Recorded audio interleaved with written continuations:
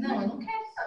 Você faz nem sei que você faz. Okay, I'm trying to bring something up for you. Just give me a second. I'm bringing something up. Mas você vai morrer com radiação.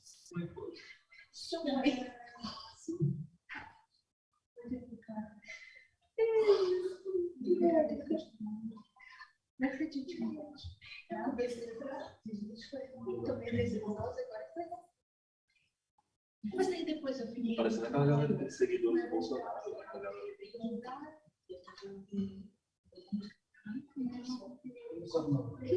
Qual é a razão?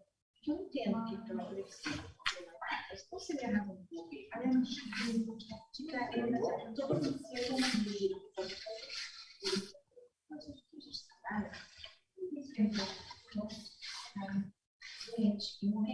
Foi bom você ver. Conta não fecha.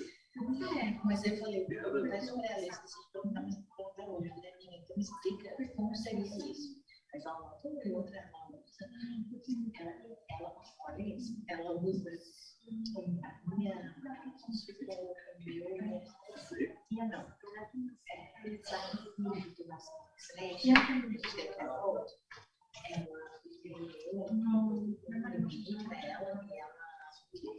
Ela falsifica e ela mostra como se ela tivesse tomado a vacina, mas ela criou. Antivacina. E ela trabalha com o governo. Ela trabalha com o governo. E ela disse que é tudo Planejado. Assim, você acha tão importante assim, deixando atrás dela para uma. Nossa, eu juro. O mundo, então, o plano do governo acabar com. Eu não sei, mas eu faço discretamente. Hello, everyone, and welcome. Okay, everybody, are you all with me? What I'm going to do is I'm going to play Madeline, who's the course leader, her explanation of what I've already explained. What's the purpose of this? Actually, specifically myself asked Madeline, do you mind doing what you did previous years and giving your version of it? What I want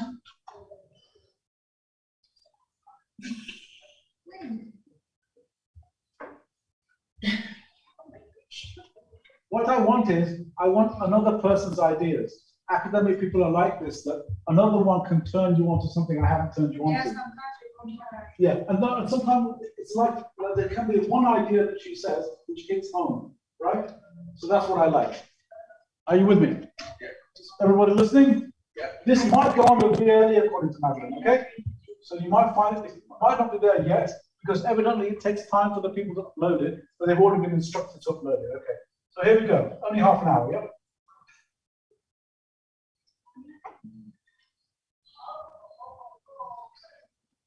Welcome to the introduction to the written assessment for trimester 3 for economics for business. I'm your module leader, Madeline Young. I am not teaching this trimester because I'm working on revamping our curriculum for the autumn, but I am here to offer you some support about the assessment. So your assessment is on the topic of understanding price elasticity and the impact on taxation. So we're looking at how consumers behave based on the prices of items and how our desire for items and our demand for items can change based on the concept of elasticity. So we have the price elasticity of demand and price elasticity of supply. We also have cross elasticities, income elasticity. So there are different types of elasticity that impact both demand for goods and services, as well as the supply of goods and services. And if you recall, this was the topic of one of your lectures, and that's happened a few weeks ago. And it was also a chapter of the textbook. So it's not a surprise that each one of our lectures and the number of the lecture is the same number of the chapter of the textbook. So for example, chapter 3 would be lecture 3. Okay, so we're going to cover a few chapters with this assessment. The most important one will be the chapter about price elasticities. But it will also overlap with the chapters about supply and demand. So with this particular assessment, there are two parts to the assessment. There's task 1, which is price elasticities impacts on consumers versus suppliers. So if the price of something changes, that's going to have an impact on consumers' decisions to buy more of something or less of something or buying something else, for example. If the price of something changes for the producer, that's going to have an impact on the producer's ability to produce the supply of that product. So we're going to see how these concepts impact businesses and how they impact consumer spending. So when we talk about consumers, we mean the final users. The final users are the people who are actually going to be using those goods and services rather than selling them again. So for example, if I own a restaurant and I buy flour, I'm buying that flour, I mean the wheat flour, I'm buying the flour to make something that I'm going to sell to someone else. In that way, I'm not a consumer. I'm not the final user. Okay, because I'm going to be selling that product to someone else. I'm actually a supplier of whatever I'm making. If I'm making bread or if I'm making biscuits, things like that, they're going to be sold to the consumer. However, when I go to the shop and I buy biscuits, I'm the consumer, right? So it's different. Making a purchase for a business is different than making a purchase for yourself. Okay, so when we talk about consumers, we mean an individual person for their own household or for their own family, what they're buying. And that's when we talk about consumerism.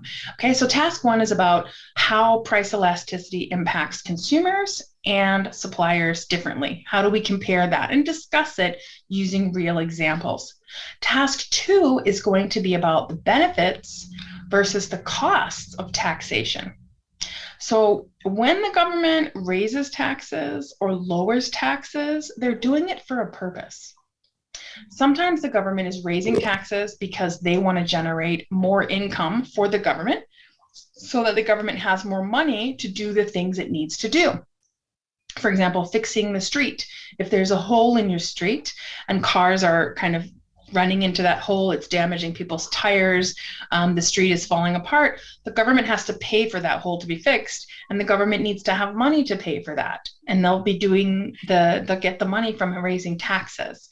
So you have to figure out where you're going to raise taxes. Now, there are also taxes on products based on if the product is good for you or bad for you. So if a product is really bad for you, the government will often put extra taxes on it because they actually want people to consume less of it. You may have heard of something called the sugar tax. You may have heard of something like tobacco and alcohol taxes. So these types of taxes are meant to reduce the consumption by consumers of these goods and potentially services. So when the government raises taxes on something, sometimes that means they make more money. But if they raise the taxes a lot on something, maybe people will stop buying it. So you may have noticed that many people are vaping now. Okay, so instead of smoking cigarettes, you light the cigarette, you smoke the tobacco. If you are a smoker, people are vaping. And vaping has a different price. It also has different health impacts than tobacco. So people, when they say, okay, well, the tobacco price is so high, maybe I'll switch to vaping. That means the taxes that are put on tobacco, the government isn't making those taxes. They've reduced the consumption, but that means they're not earning the taxes. So task number 2 is about you exploring what are the benefits to government, to consumers, to businesses of taxation. What are the costs? When I say costs, I mean the inconvenient parts, right? So what's the problem with taxes, the benefits, and then the inconvenient aspects. So that's what we're looking at. And well, let me go into the lectures a bit more so you can actually see what we're doing here. Now you're going to have this lecture with your lecturer, but I'm just going to look through it with you to make sure we understand what we're talking about. Now, at this point in time, this is lecture number 9, which means you've had 8 lectures already. Now, I hope you've attended all your lectures. If you missed any lectures, that's fine, in which case you need to watch the lecture video, and you probably need to read the lecture slides. And you're going to want to read the textbook chapter, because all of our lectures are based on textbook chapters. So in order to pass this assessment has been designed to be passed by people who have studied 8 lessons of economics. Yeah. So you've already done lectures 1 to 8. It was designed for people who've done that. It was not designed for people who haven't done this. So I recommend everyone go back and you review your chapters 1 to 8, review your lectures 1 to 8, because those are the answers. That's the information you need to do this assessment. You can't make it up. You can't get it from other places. The assessment tests your textbook learning and your classroom learning. It's specifically designed only for people who've been in class. So if you haven't been in class, I recommend that you watch the videos that we have online, the full videos, and you read the textbook. You will need to use the textbook for this assessment. If you do not use this textbook for the assessment, you can fail the assessment. It is a requirement to use the textbook to pass this assessment, which means you need to read the chapters that the assessment covers. It's very, very simple. Yeah, meaning the instructions are simple. You need to read the textbook chapters and attend the classes. If you miss the classes, then you read the textbook. You can watch the video. But if you're not reading the textbook and you're not watching the videos and you're not looking at the slides and reading the slides, it will be very difficult for you to pass this assessment, because you will not have learned how to do what you need to do to pass this. Okay, so do take these instructions seriously, because at the end, when we mark your assessments, we're looking for the exact things we've told you to do. And if you don't do the things we've told you need to do, we can see that and we mark you accordingly for that. Okay, so that's again the summary. So there's some basic admin for the assessment. So word count, what you need to put in the assessment in terms of basic information, what you need to do, if you don't think you're going to meet the deadline, you can read through the assessment yourself to do that, okay? And in your classroom, you should spend some time reading through the assessment, so I'm not going to go over that here. You've got formatting and content guidance. Again, I'm not going to go through that with you, because you can read these slides yourself. Okay, I'm trusting that you will read them very carefully, because if you do not do the required steps, then that will result in you getting a lower score than you would like. Okay, so make sure that you are following the instructions very carefully. One of the biggest ways that people fail this assessment is not following the instructions. Okay, one, they haven't read the textbook, they haven't followed the lectures, they haven't reviewed the slides, and then they don't follow the instructions. So that's really important. Make sure you follow the instructions. Very basic. If you don't follow the instructions, it's so clear to the markers. It's so very clear that you didn't follow the instructions, and that will be reflected in your grade. Okay, now you need to base your economic information on our textbook, not a different textbook, not an online source, not a website. Our textbook on core text. You must use it. You must use the words and the language from our textbook. It's also the same language and words we're using in our slides, because the slides are made from the textbook.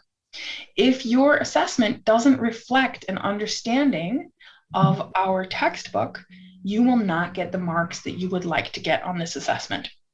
We are not expecting or wanting you to use any other economic information source about the economic information. Okay, so there's 2 parts to this assessment. One is show us you've learned in the classroom and the textbook, which means our textbook and our classes, not any other economic information. The other part of this assessment, you need to show that you have done research on the topic, and that's the research that you need to do by yourself. Okay, so the economic information, general information about economics comes from our classroom and the textbook, and your research is your responsibility to do that research yourself. Also, when you're doing research, you need to use our approved citation list. You need to use the references that we have told you to use. Don't use any reference that you find anywhere. Don't use any website from anywhere. Don't use random sources. We give you a list on the assessment brief of the sources you need to look at. You have the entire UK government website, the entire UK government, okay? The UK government keeps very careful economic data. It's very good. It is the best source for UK economic data. You also have all of the major UK news sources for current events. That is all you need. You can also use the ARU Digital Library, which is a whole library. It is way more information than you need, okay? You do not need to go anywhere else to get your information. And if you do, you can lose marks and you can fail, okay? So there are students who don't follow the instructions. They use other sources. They use references that are not allowed. You can fail this assessment because you don't show that you've learned from the assessment, and you are also not getting your information from UK sources. Okay, UK news, UK government.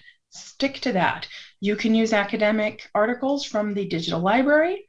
Make sure you stick to those instructions. Otherwise, it will be the easiest way for the markers to know that you haven't followed the instructions. Okay, so be very, very careful about that, because we do a lot of marking. We mark hundreds and hundreds and hundreds of assessments. When we see basic instructions that students didn't follow, very easily we know that that assessment is going to be a 40 or a 30. Okay, so it's going to be a very low pass or even a fail. So don't be careless in your work by not following the basic instructions here. Okay. So in terms of the content that you must use for this assessment, we're telling you up front very clearly what you need to read very carefully. In your second week, you had lecture 3 and 4, and in the third week, you had lecture 5. So lecture 3 was on supply and demand. This assessment talks about supply and demand and elasticity. Lecture 4 talked about price and quantity and controls and quotas. This is the way the government might try to influence people buying things. So have a look at that chapter as well. Chapter 5 is going to be the key chapter for this assessment, which is about elasticity and taxation. So that covers task 1 and task 2. So I recommend that you very carefully read through and take notes on chapter 3 and chapter 4 and chapter 5. Go to lectures, go to the lecture slides, take some notes, and see how that matches up with the instructions of this assessment, okay? So those are the chapters you really should be focusing on, and we need to see that in your writing. We need to see the content of lectures 3, 4, and 5 in your writing. So it shows us that you learned those lectures and you understand the concepts in those lectures and you can apply them to UK research. Okay, so this is more information about the format. Again, you need to use at least 5 sources. 5 is really not very many. You should use more than 5, but you at least have to use 5 sources, and you absolutely must use the textbook. Make sure you don't miss that really basic instruction. And also you're going to check your spelling, etc. Now, you have to use Harvard referencing style. This is throughout your entire degree here. You must use Harvard referencing style. Okay, if you're not using Harvard referencing style, you can lose up to 10% of your marks on the assessment. Okay, now there's a guide in the VLE and on the ARU Digital Library, University Library. If you go to the University Library, there's a column on the left side. It says Harvard Referencing. Click there. You've got a quick guide, which is short. I've put that on our VLE for this week. And you have a full guide, which is longer. So if you find a source online, maybe it's a video from the BBC or from The Guardian, or et cetera, and you want to reference it, go to the referencing guide and look up how to reference a video and follow those instructions very carefully, okay? So again, make sure you're only using approved sources. The list is on the assessment brief, but again, you must use our textbook. You can use our slides. Yeah, the slides that you've gotten from your lecturer, they're on the VLE. You can use the digital library. You need to mention in that reference that it comes from the ARU Digital Library. Just put in source from ARU Digital Library. That's easy enough. You want to use the online sources, which is UK media, UK news, The Guardian, BBC, Financial Times, Economist, etc. Lots and lots of information there. And then you have the entire UK government website. Massive amount of information. Office of National Statistics will help. Lots and lots of sources there. So don't use sources outside of this list. Don't do that. Okay, you will not get the marks that you want, and you could potentially fail this assessment by not following the instructions. Very basic. Okay, so our topics are price elasticity of demand, price elasticity of supply from 2020 until 2022. So that's 3 years. So it covers the period where we've actually had the COVID pandemic. It covers the period where we moved into Brexit. It also covers the current period of inflation. So this assessment is not about COVID. This assessment is not about Brexit. This assessment is about the economy. It is about price elasticity of demand and price elasticity of supply and the UK economy. Okay, so things that happen in the economy, things that happen in reality, they happen, but those aren't the topic. COVID is not the topic. Brexit is not the topic. But there may be some results from those two incidents that have impacted price elasticity of demand and price elasticity of supply. Okay, so you don't need to cover all 3 years, but what you discuss needs to come from those 3 years. So if you are going and talking about things that happened in 2018, that is not correct. 2019, that is not correct. 2015, not correct. From 2020 to 2022, we are looking at a period of time of the UK economy, and you need to base your work on that period of time. You can talk about examples anywhere in that period of time. Something that happened in 2020, great. Something that happened in 2021, fine. 2022, fine. Okay, but make sure you're using factual examples there. So for task 1, we are going to talk about, first, you have to use Krugman and Wells to explain how price elasticity of demand impacts UK consumers and how price elasticity of supply impacts UK suppliers. So first, you have to understand what price elasticity of demand means, and that's chapter 5, and what price elasticity of supply means, and that's chapter 5. And then you're going to have to do some research, and you're going to have to look at what's going on in the UK economy. Where have prices changed? Have prices changed? Have prices changed for anything over the past 3 years? Did some prices go up? Did some prices go down? Did certain things go on sale during the pandemic? Did we have some kinds of sales and promotions and prices going down during the pandemic when we were lockdown, because companies weren't selling enough, so they reduced their prices? That happened. Okay. Did we have some things where the prices went up during the pandemic? Maybe there wasn't enough of something. You know, for example, ran out of toilet paper. Okay, ran out of toilet paper, and they raised the prices. Did people still buy toilet paper when it was really expensive? Yes, they did, because they had a very low elasticity of demand. What that means is, even if it's expensive, I still need it. So I'm going to buy it even if it's expensive. Other things, if they're expensive, I won't buy them because I don't need them. But price elasticity of demand, it has a connection to how much we need something. Okay, so there's certain things we can definitely be flexible about because, oh, yeah, I don't really need a Snickers. The price of Snickers went up because the price of peanuts went up. I don't need a Snickers. I'll buy Twix instead or whatever. But other things are much more critical, right? So let's say if you are a parent and you have a baby and they're using infant formula instead of breast milk, you don't have a flexibility with that. You need infant formula, and no matter how much infant formula costs, you're going to have to buy it.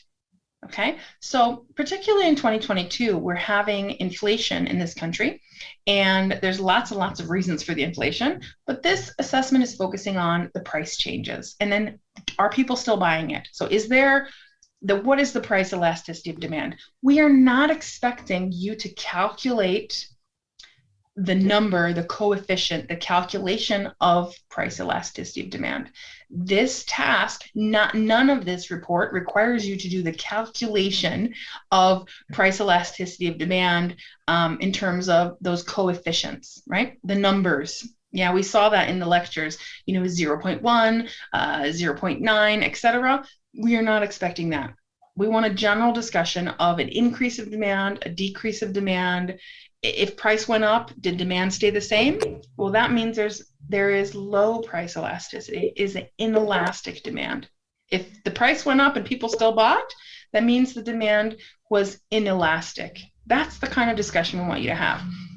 And the same kind of discussion is what we want you to have about the price elasticity of supply. So, for example, if the price of this is something that we all saw, if the price of hand sanitizer goes up and you can sell it for a lot, can you produce more as a producer of hand sanitizer? Are you able to produce more hand sanitizer? Well, for a period of time, no, we could not produce more hand sanitizer actually. So there was a very inelastic supply in terms of price elasticity of supply for something like hand sanitizer. The suppliers were not able to produce more of it. And that's one of the reasons, because there was a shortage, that they were allowed to make the prices so high. So what we want you to do is look at the past 3 years and explore how price elasticity of demand and price elasticity of supply happened in the UK, because you saw this and you experienced it yourself. Okay, and there's going to be news articles about it, and there's going to be some data from the UK government about some of these topics as well. Okay, so in terms of task 1, if we continue here, the second part of task 1 is, first we looked at the textbook and how did price elasticity of supply, price elasticity of demand impact consumers and suppliers. Second part is going to be analyzing and explaining what you think is the biggest challenge to UK households in terms of price elasticity of demand and other elasticities, like income elasticity of demand and cross-price elasticity of demand. And you need to use appropriate resource materials, support material from the news, for example, to talk about that. So this is a US example, not a UK example, so you can't use it. The US currently is having a crisis with infant formula. Milk for babies, powdered milk for infants. There is a shortage. And because there is a very inelastic demand for infant formula, the prices are going up and people are still having to buy it, which is a real challenge for people who need to feed babies with infant formula. And that's critical. And it can be putting babies' lives at risk, and it's putting people in financial difficulty. Maybe people aren't feeding themselves because they can barely afford infant formula. So this concept of price elasticity of demand and change in price is very significant. So for example, income elasticity, if your income goes down, you're going to have your demand for goods and services is going to decline because you don't have the money to buy those goods and services. Okay, and that's something that happened to people if they lost their job during the pandemic, okay, or if they're losing their job now and there's inflation. Think about the fuel crisis. If the price of gas has gone up, which it has in the UK, people are consuming less gas. Some of you might have changed some of your consumption habits because of the increased cost of gas. Okay, so these are the sort of things that happen in the economy, and these are real world events in the news that you can read about any day of the week that are linked to the topics that we discuss in our module.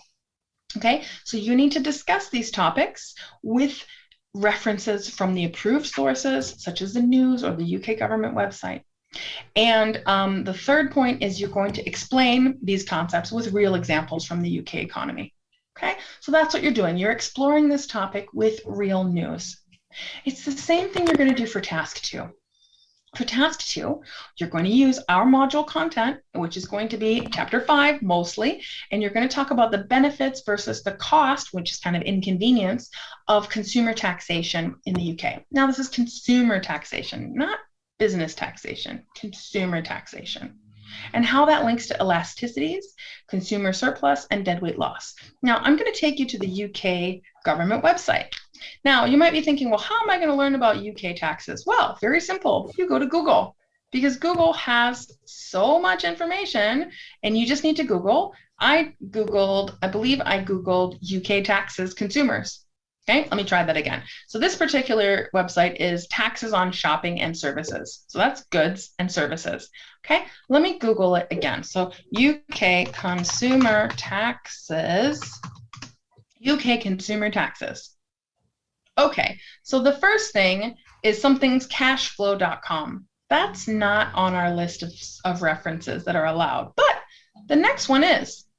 And the next one is gov.uk. That's definitely allowed. So let's go to that one. And that's the exact one I had on the screen when I went to that screen. So here we've got, this is the UK government. the taxes that they have on shopping and services. So if you look here, oh, okay, VAT, that's value added tax. So it turns out we have basic taxes added to goods and services, and they have different rates. The government has decided that taxes are at different rates for different products. So you have a standard rate, just 20% VAT on most goods and services. Okay, so the government takes 20% in addition to the price of that product. But look, there's something called a reduced rate. Reduced rate is only 5%. So that's 15% less than the standard rate. Okay, well, what kind of things get a reduced rate? Well, some goods and services, such as a children's car seat or some energy saving material at home. Okay, so children's car seats are to protect and save children's lives. That's not a luxury. That's not for fun. That's not for entertainment.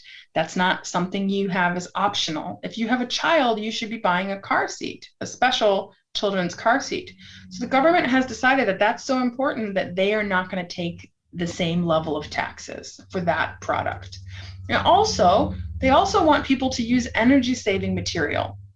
So the government says energy saving is so important, potentially for climate change, that we're not going to take the taxes for those either. And then the last one here, zero rate. Okay, well, zero rated goods and services, for example, is most food. All right, okay, so food, maybe in a grocery store, you probably do pay VAT for takeaway food, but not for maybe food in the grocery store and not for children's clothing. So there's something here, you see that children in both of these. So there's something here where the UK government thinks it's important to maybe give parents a bit of a tax reduction for the things that children need, because children don't have jobs, right? Children are an additional expense for parents. So they're reducing the taxes or eliminating the VAT on products for children and certain safety products and certain products that are essential for life, which is basic food. So let's go back to the assessment here. So you can do some research about UK consumer taxes, and you'll have a discussion with about that based on the instructions here. So you have some benefits, which is, for example, reducing cost, for parents, etc. You have some costs. So, maybe the government makes less tax money, but look into more types of taxes that consumers pay. Taxes on alcohol, taxes on tobacco, obviously a bit different there.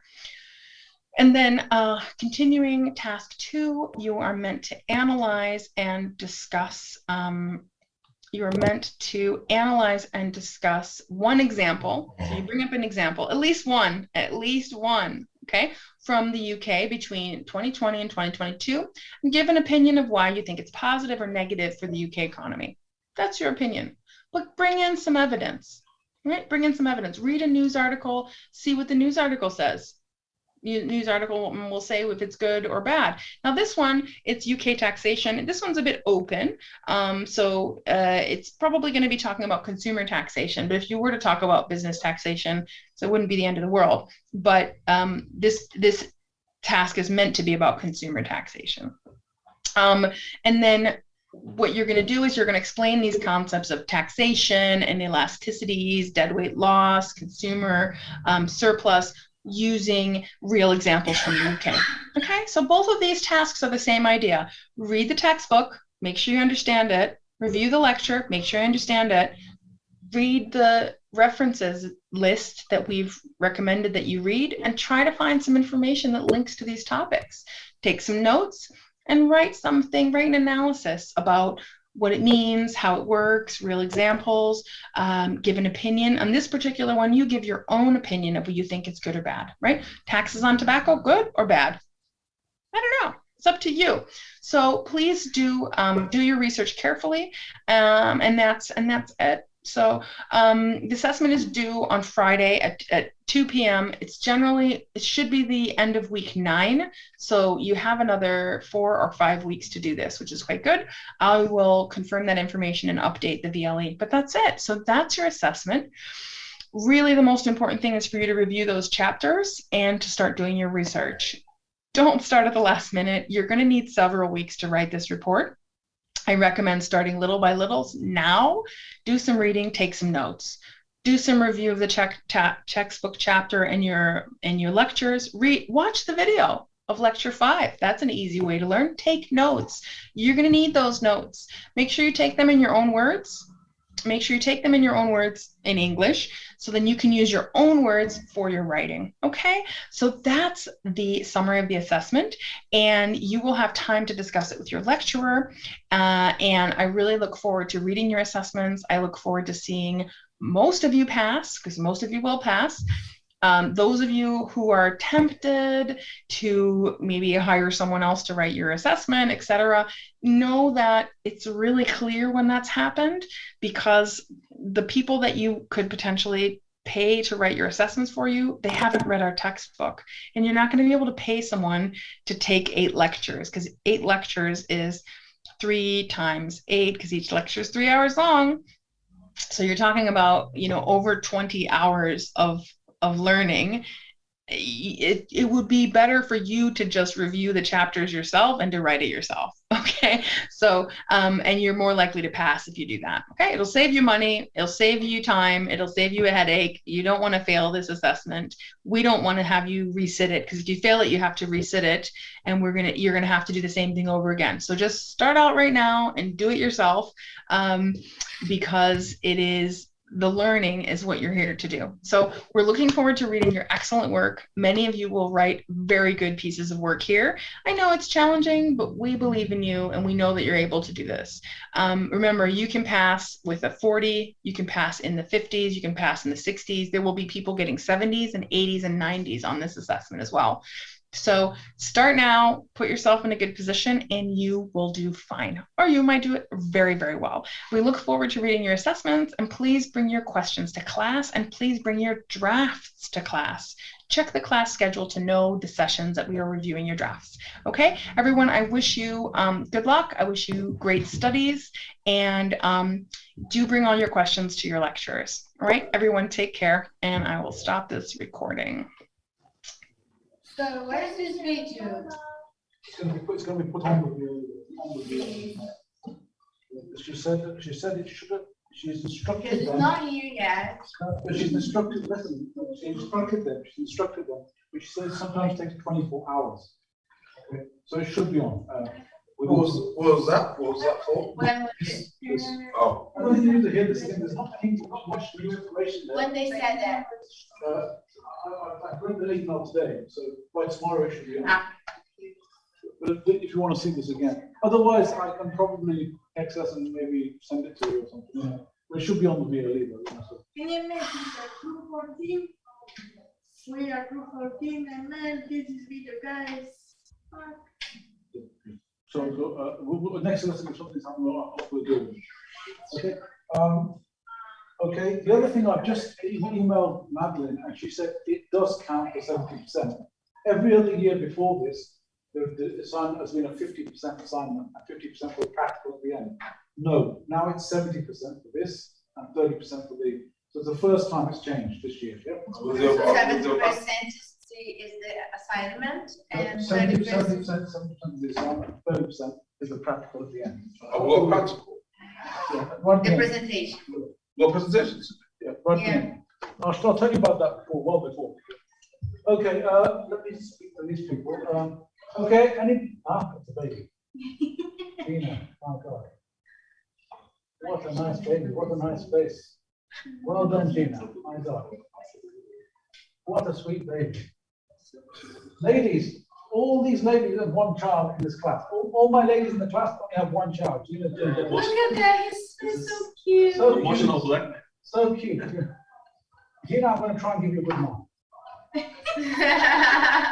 Okay, right. So everybody. Gina, I need your baby. Please give me. Your big baby touched me even more. Is the father very tall?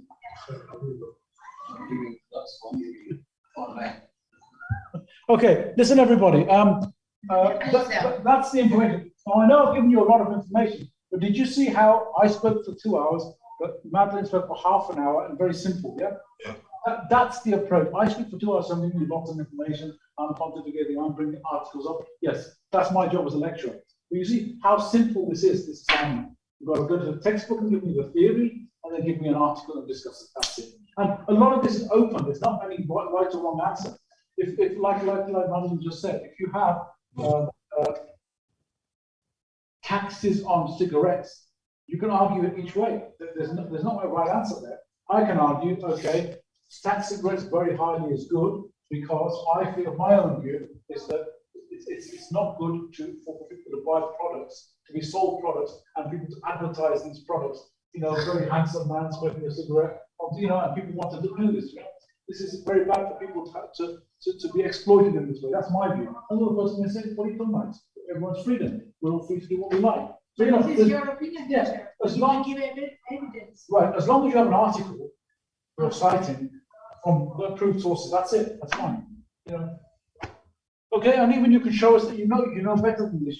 You know there's another point of view. You can show an article and say, by the way, there are other points of view. That's you can cite that as well. That's fine. I think what she sustained your opinion. So there's nothing particularly difficult about this. You see how very simple it is. You've got a textbook, you've got a theory, and you've got to speak about the dead weight loss and all that stuff. The definition a little bit.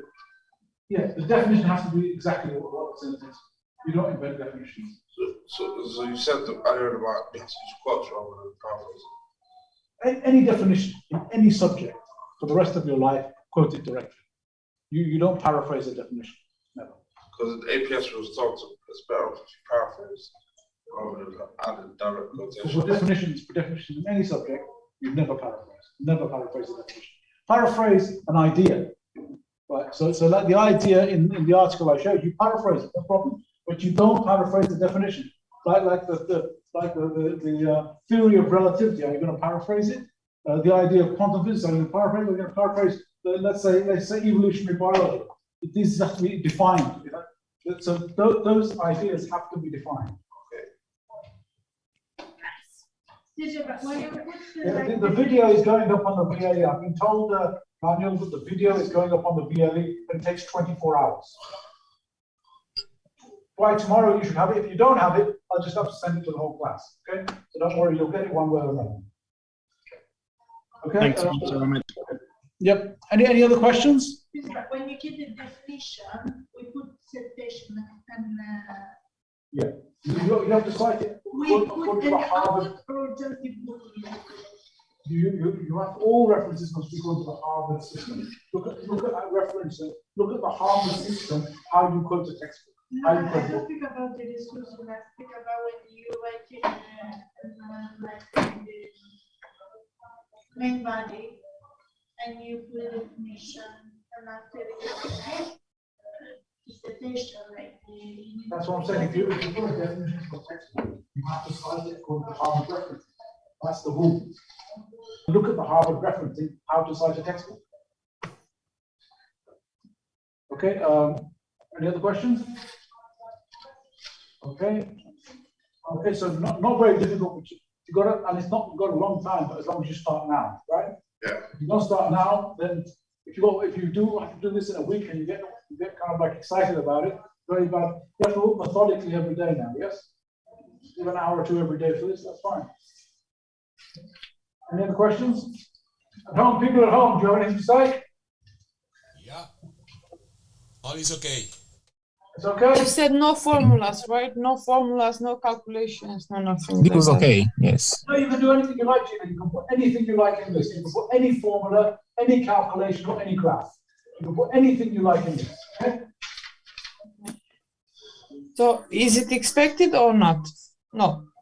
No, I'm saying you can do anything you like. You can put anything you like in this. Any article with any arguments that you want to bring into your study. If the article has graphs, if it has anything, you can include it. Okay, thanks. Any other questions? Okay, very good luck, everybody. I will see you on Friday, and we'll carry on with the course. Thank you. Teacher. Thank you. See you on Friday. See you.